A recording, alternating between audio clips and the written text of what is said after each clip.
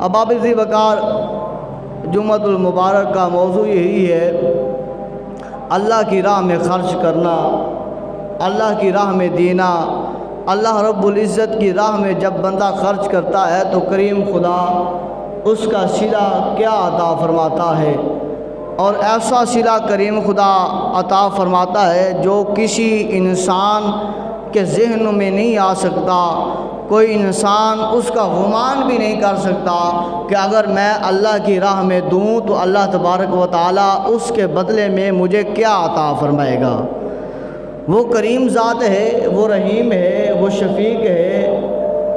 وہ کرم کرنے والا ہے، رحم کرنے والا ہے، وہ مہربان ہے، وہ پروردگار ہے، وہ پالنے والا ہے، وہ رازق ہے، وہ ستار ہے، وہ غفار ہے، وہ قہار ہے، وہ جبار ہے، وہ مالک کل ہے، وہ خالق کل ہے،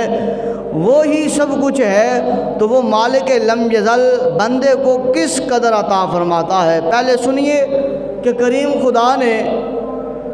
تقسیم کرنے کے لیے، صدقہ دینے کے لیے، اللہ کی راہ میں خرچ کرنے کے لیے قرآن پاک میں ارشاد کیا فرمایا ہے۔ اللہ رب العزت نے سورۃ السبا میں آیت نمبر 39 میں کریم خدا نے ارشاد فرمایا، وَمَا أَنفَقْتُم مِّن شَيْءٍ فَهُوَ يُخْلِفُهُ وَهُوَ خَيْرُ الرَّازِقِينَ۔ جو چیز تم اللہ تعالیٰ کی راہ میں خرچ کرو وہ اس کے بدلے اور دے گا، اور وہ سب سے بہترین رزق دینے والا ہے۔ فرمایا تم اللہ کی راہ میں دو اور کریم خدا تمہیں اس کا بدلہ دے گا، اور وہ بہترین رزق دینے والا ہے۔ بندہ اگر دولت، اگر بندہ رزق، مال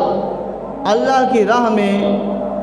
اس وجہ سے نہیں دیتا کہ اس کا رزق کم ہو جائے گا، اس کے پیسے کم ہو جائیں گے، اس کی دولت کم ہو جائے گی، اس کی گندم کم ہو جائے گی،